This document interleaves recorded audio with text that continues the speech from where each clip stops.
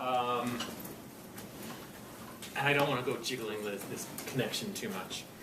Okay, so my talk today is kind of a retro blast from the past.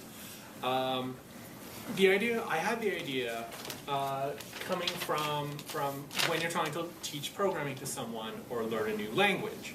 You want examples and problems to solve that are interesting enough to keep you focused, but not so complicated that you can't fulfill them or that you get confused. So this talk is going to look back at the 1980s as a source of programming ideas, specifically the Computer Recreations column in Scientific American. Now, Scientific American is a magazine with a long history. It's been around since 1845. And the graphic design has changed over the years from looking like a newspaper to looking like a magazine. And it's still around today. So one of its regular columnists for a long time was this guy, Martin Gardner. And he wrote a column called Mathematical Games that ran for about 25 years, from the late 50s through to around 81 or so. And his remit was to cover topics relating to recreational mathematics, things like chess problems, magic tricks, game theory, topology, and a lot of other things. And all of Gardner's work, all of his columns have been collected in a series of books. And the bookcase he's standing in front of is actually all his work in various editions and translations. So Gardner mostly didn't touch on computers much. One big and famous example is the game of life, which was invented by John Horton Conway. And I think many people are familiar about it. Gardner's October 1970 column was the first sort of popular piece that really popularized the game of life. So is everyone sort of familiar with it? You have this array of cells which are alive and dead, and cells come alive if they have 2 or 3 live neighbors, and they stay alive if they have, sorry, I've got it backwards. Cells with 3 neighbors come alive, cells with 2 or 3 neighbors stay alive. And you end up having these patterns that evolve over time. And while the rules of life are really simple, life actually turns out to be surprisingly powerful. These rules are computationally equivalent to a Turing machine. And about a decade ago, someone actually assembled a Turing machine out of one big life pattern. So Gardner retired around 1981, and when he stopped writing the column, the magazine wanted a replacement. And his initial replacement was this person, Douglas R. Hofstadter. And he was famous as the author of a very well-known book, Gödel, Escher, Bach, An Eternal Golden Braid. So this is a nonfiction book that won the Pulitzer Prize. And I highly recommend it. You will either dislike it or you'll love it, because it's a really indescribable book. It discusses the mathematical logic of Kurt Gödel, the symmetric art of Moritz Escher, and Johann Sebastian Bach's musical variations, and he ties it into self-reference and the nature of consciousness, and it all sort of sounds impossible to fit all of these things together, and yet they all sort of seem to be the same thing in the end. So Hofstadter wrote a column for 2 years. They were collected in a book that was named after the column. He took Martin Gardner's Mathematical Games and rearranged it to be anagrammatic metamagical themas. But he only stuck with it for 2 years. And so the new column that replaced it was called Computer Recreations, written by this guy, Alexander Dewdney. And he's the person I'm going to be most focused on here. So at the time, he was a professor of computer science at the University of Western Ontario. And the goal of his column was to present recreational class problems that were well suited to computer investigation. So his column ran for most of the decade and a little bit into the 90s. And they also got collected into a series of books. So it's kind of surprising, I think, in retrospect, that a general interest magazine like Scientific American would introduce a column that was essentially about programming. And so one question is, so why would they do this? Well, the 1980s were a high time for microcomputers making their way into the home. So the 1970s saw the introduction of computer kits, like this Altair or this Heathkit. But you had to assemble them yourself, which really limited the audience. And you had a really unfriendly interface, which limited the audience further. Notice the sharp hex keypad on the Heathkit, which was the only way you had of getting data into it. So this is clearly something that is only going to attract the most dedicated fan of electronics. But starting in the late 70s, there started to be a new generation of computers that were much friendlier. They had actual keyboards like the Apple II or the Commodore 64 there. And they connected to your TV, and so you could interact with them in a much friendlier way. And there were a whole bunch of these machines. Atari had their own, Radio Shack had their own, the TRS line, and most of the electronics manufacturers had their own microcomputer. So these microcomputers were generally programmed in some version of BASIC. You could also use assembly language. And they were competitive with the video game consoles of the era. So you could do pixel addressable graphics, and you could usually do sound to some degree, the 8-bit bleeps and bloops that we still love. Certainly today's, say, Raspberry Pi is far more powerful than any of the microcomputers of the era. But they were still, the microcomputers were still things that hobbyists wanted to play with. They had bought these things, and they could play games, or you could word process, but people also wanted stuff to do on them. And that's where computer recreations came in. So what sort of things did computer recreations discuss? I'll provide a really brief glimpse of 3 different examples from 3 different columns. So first is cellular automata. I've already briefly referred to life earlier, but there are lots of similar models of cells in states that evolve over time. So in one of his books, Dewdney discusses the cyclic cellular automaton, where you take a grid of cells with a certain number of states. In this example, n equals 6. So cells go from 0 to 5. And for each cell, if it's in state n, it'll change to the successor state n plus 1 if one of its neighbors is already in that successor. So to work out an example, for example, 4 here is next to its successor of 5, so it evolves to 5. And 5 here, its successor would be 0, because you're doing all of this modulo 6. And so it evolves to 0. But this 1 here is not surrounded by a 2, so it remains the same. And so the pattern evolves over time, and you can assign each state a different color. So this is kind of a straightforward thing to implement in Python. And there are many ways of doing it. In this example code here, the approach I took was to take a dictionary that's keyed on the coordinates. And so filling it in is sort of easy. You just loop over the width and the height and assign a random state to each cell. And then evolving it through a step, you need to go and apply the rule to each cell and store the result in a new dictionary, because you don't want to use partially updated results. And then when you've done the whole computation, you replace the state of the board.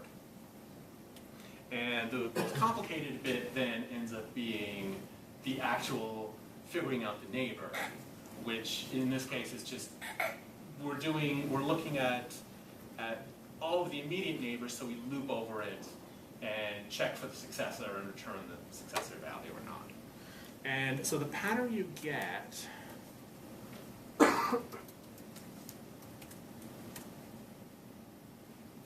starts out being very random. So it starts out looking like multicolored confetti, but then you have these regions of color that grow and shrink, and after a certain point, the regions of solid color start to shrink, and everything is replaced by these evolving waves of color. So it's a pretty little wallpapery type design. And so it exercises like writing for loops. It can exercise objects if you wrap up the state of the board as a class and so on.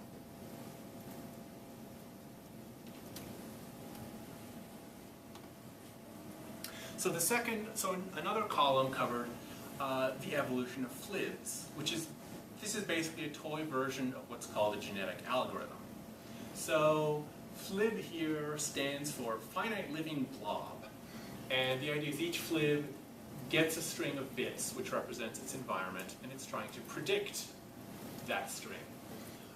So in this case, if a FLIB gets this input and produces that prediction, it gets scored as 62% because 5 of those 8 bits match. So the FLIB works internally by, it's a simple finite state machine. So if you've taken a computer science course, finite state machines are usually covered in these sections on logic and computability. And the idea is that the machine starts out in a particular state, and when it receives a bit of input, it transitions to some other state and also produces an output. So for example, it starts out in state A. If it gets a 1 bit, it goes to state C and outputs a 1, and then it reads the next bit of input. Finite state machines are also used to implement things under the hood like regular expressions. So to predict a particular environment, you could sort of hand write the finite state machine by hand, just sort of figuring it out on a piece of paper what the transitions need to be. But the interesting problem is to essentially evolve it. And the way we do that, oh, I should sit down so people can see. So the way we do that is to write the state transition machine out as a table and then turn that into a string. And when we have the string representation, we can then randomly generate a bunch of state machines, score how well they do, and then take the best ones and combine them in some way. And you can combine them basically by essentially crossbreeding them in an approach that's kind of inspired by how DNA works. So you can pick, if you have 2 FLIBs with 2 different genomes, you can randomly pick 2 integers as the crossover points, and then take a piece of one genome and a piece of the other and combine them all to form one new genome. And then you can score that resulting new state transition machine and see how well it does. And so again, this is, I'm going to have to move this to... How do you know that'll follow the rules that you said before? In the sense of, like... Those patterns that are using certain rules. That they're valid state machines? Well, so the form is actually fairly simple because you know the number of states and the output is only 1 or 0. So if I, for example, run this example, so it starts out with the best score on the pool being, it actually started out at 80%, but it scrolls very quickly. And the worst score is 45, and sometimes the worst score goes down because we've actually made the FLIBs worse. But if you let it run after a certain while, it eventually comes up with one that perfectly matches the environment it's trying to predict. And so my little example then prints out the resulting transition table. So this is a very toy type of problem, but genetic algorithms are used for in various applications. And the closest implementation may actually be as close as a database.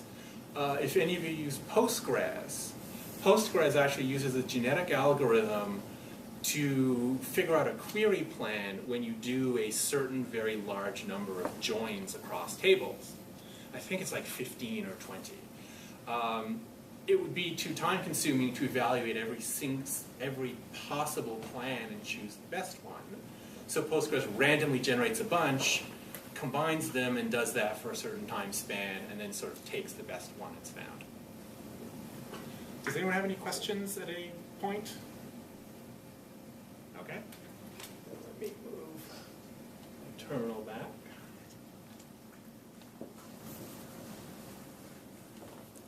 Okay. So my final example, I'm going to sort of start explaining backwards. So to start out, we're going to iterate a certain complex valued function. Does everyone here know what complex numbers are, or do I need to sort of do a brief little intro? Okay, I'll go ahead and do a very quick intro. So if you remember your rules of multiplication, when you multiply two positive numbers, the result is itself positive. And when you multiply two negative numbers, the result is also positive. So the only way you get a negative number as the result is if you're mixing signs. But we can sort of define a quantity I, which is the square root of -1. And this is called an imaginary quantity because it clearly can't be an integer because it can't have a positive or a negative sign. So when you have this magical number I, or also sometimes represented as j, you can combine it to produce a sort of compound number, what's called a complex number. So a complex number has a real part, and it also has an imaginary part. And the usual way this is visualized is to draw them on a 2D Cartesian graph. So Python happens to support complex numbers as a built-in data type. Python chose j as the notation instead of I for various reasons. And so you can do math on it, and you end up with a complex number that has both a real and imaginary part. And you can also take its magnitude, which is the distance from the origin to that. So that's just your basic distance calculation. So the question I want to pose is, so if you pick a complex number c, and you start out with 0, and you square it and add c. And then you do that again. You square the result of that, add c again, and so on. So what happens to the numbers, to the sequence z as you multiply it? Isn't that the Mandelbrot set? Yes. You're giving away the conclusion, which is fine. So if you pick like 0.1, it seems to sort of converge to some final value. If you pick a number that's sort of fairly far away from the origin, the value blows up pretty quickly. So here, after 6 iterations, it's 348 and 72, and it just sort of is exploding off to infinity. And if you choose some intermediate value, it kind of bounces around a bit, but doesn't really converge to, or isn't clearly converging to anything. So you can implement this in Python in a straightforward way. Given a point c, I want to figure out if it explodes off to infinity or if it remains bounded. And so I can just start out with 0 and up to some maximum number of iterations, repeat that equation. And there's a theorem which states that if the magnitude of the complex number ever gets over 2, then you know it's going to explode off to infinity. So if it ever gets over 2, we return the number of iterations it took. Otherwise, we return 0, which means as far as this function can tell, the value remains bounded for that number of iterations. So if you plotted all the points that stay finite, what would that graph look like? And you might think, well, okay, there's a square here, so it's probably some kind of circly thing. Or you might think, well, squares are like involved in conic sections, so maybe it's some kind of squiggly thing with curves. Something that's kind of swoopy. But you end up having something really surprising, which is this shape, the Mandelbrot set. And it was A.K. Dewdney's 1985 column that really sort of brought this into public attention, along with James Blake's book Chaos. The interesting thing about the Mandelbrot set is that it's not a boring or simple shape. There are circles in the big sort of kidney-shaped area, but there are all these smaller copies of itself branching off. And if you zoom in, so say if you zoom into that, you see it's like a smaller copy of the set as a whole. And if you look at this, these sort of little bits of dust here, and zoom in on, say, that one, it's yet another smaller copy. And in fact, it's been proven that the whole Mandelbrot set is connected, meaning you could walk from any point within the set to any other point while staying within the set. And so these things aren't actually sort of broken up dust. There are actually little tiny tendrils of the set snaking out to cover all of that. So an implementation of that is straightforward, again. In this case, I'm using numeric Python just sort of for the sake of its array type. But everything is being done with plain for loops. And so you loop over the size of the image you want to construct. You calculate the value of C for that point. You do the iteration, and you end up, and you store the result in the grid. And so you end up with this grid where 0 is all the points in the set, and everything else has a non-zero value that varies, and then you can somehow assign colors to it. So when I run this, it takes me about 10 seconds or so to calculate a result, because this isn't a terribly clever way of doing it. Recently, Jean-François Puget wrote an interesting blog entry where he compared many different ways to write the Mandelbrot set in Python. And I linked to that from the references for this talk. And so in this example, he's using NumPy's vectorized features.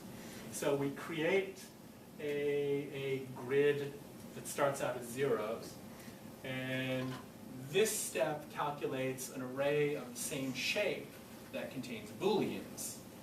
So all the values where the magnitude is less than, in this case, 4, because we're not doing the square root.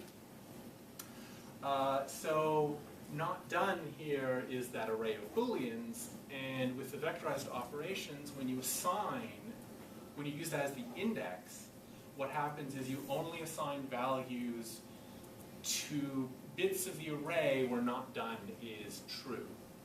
I hope I'm getting that right. I think it's true. And so this vectorized implementation does the same calculation in about a second. So an order of magnitude improvement, which is pretty good. Puget's blog entry does a lot. He looks at a lot more things. He looks at Cython and Numba, and there's a way to make this better to not create temporary arrays. And you can even write code which runs on your GPU, and he gets it down to something like 300, like 3/10 of a second. So to wrap up, so these are sort of 3 different things from the column's very long history, and there's a lot more hiding in there. And his ideas are, I think, a lot more interesting than trivial exercises or constructed problems, like doing the Fibonacci sequence or a trivial, employee table. Python itself makes it a lot easier to do these exercises. In BASIC, you had to implement everything yourself. So you had to sort of simulate complex numbers, and you had to figure out how to write matrix multiplications. And in Python, you can apply all sorts of libraries from, NumPy. I used Pygame for the graphics. So his columns were collected into 3 books, all of which are now out of print. Armchair Universe from 1988 is, I think, the best one. Magic Machine from 1990 was also pretty good. Tinker Toy Computer collected sort of some odds and ends, and then there are some worthwhile pieces in there, but it's also a lot shorter. Another book he wrote that is still in print and still possibly worth your time is The Turing Omnibus. So this was from 1993. It's 66 very short chapters on computer science ideas. Finite automata, like our finite state machines. Logic and theorem proving, game trees, plotting spline curves. Some of it has dated a bit. Chapter number 53 is on disk operating systems because it talks about how something like MS-DOS is implemented. But most of the topics are more evergreen. 10 pages per topic means it's not like super rigorous or anything, but if you don't have a computer science background and you're interested in knowing more, I can recommend this book as an enjoyable broad survey, and you can find fields that interest you and then chase down references to topics that you'd like to explore further. All of these books can be found on like used bookstore sites like Abe Books for like often less than $5 plus a couple of bucks for shipping. And so they're all sort of an interesting divergence, or an interesting little byway in computing. Something I'd like to do someday is to go back and explore more of the historic sources, because I'm sure there are more interesting things hiding in the computer magazines of the 80s. Like consider things like creative computing, which had all sorts of things. I remember this exact issue because one program is a simulation. It tries to basically generate solar systems. And I remember playing with that a lot when I was young and in high school. It's also fun to look at the retro ads and artwork in these magazines, which can be amazing or terrible. Archive.org has scanned collections of a lot of these computer magazines, and so you can go find them there, and I again have links in the references. So at this point, I'll take questions, and so this is the URL for my slides, which also include the references as sort of the concluding slides.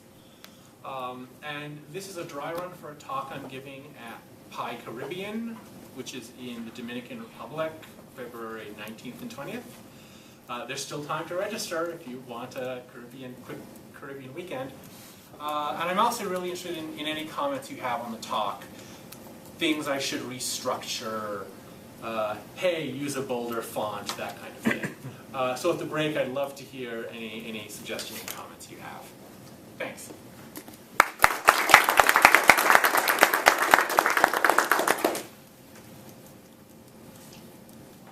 Questions?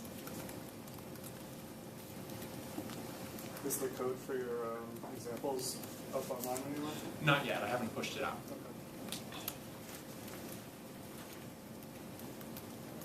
I have a question on the Game of Life simulator. Has anyone ever tried non-grid formations? I suspect someone probably has. I know people have done like 3D Life, and people have done ones where it's not binary, it's a floating point number, and people have tried many different rules. I can't say that I know of like non-rectilinear grids, although people probably have tried hexes. Is there any configuration of that and a set of rules where you don't get Game of Life, or like there's that bullet thing that just keeps going forever, comics Game of Life, and that was a big surprise. I forget what year that was, but is there any set of rules or configurations in which there isn't something interesting that happens? Is there a theorem? Yeah, I'm sure there are, because you can imagine rules which just sort of kill everything off quickly. I mean, I guess that's obvious, but you know what I'm getting at, like how broad, how diverse is the set of rules? Well, I mean, because if you think about it, there are 9 cells in a neighborhood and 2 possible outputs, so that's like 2 to the 9th is 512. And then you could have for each different combination, you could have a different result. So there's only like 2 to the 512 possible cellular automaton rules. So I think there are many that are uninteresting, and there are also many that are sort of potentially interesting. Okay, do you want to do announcements? Yes, let's do announcements.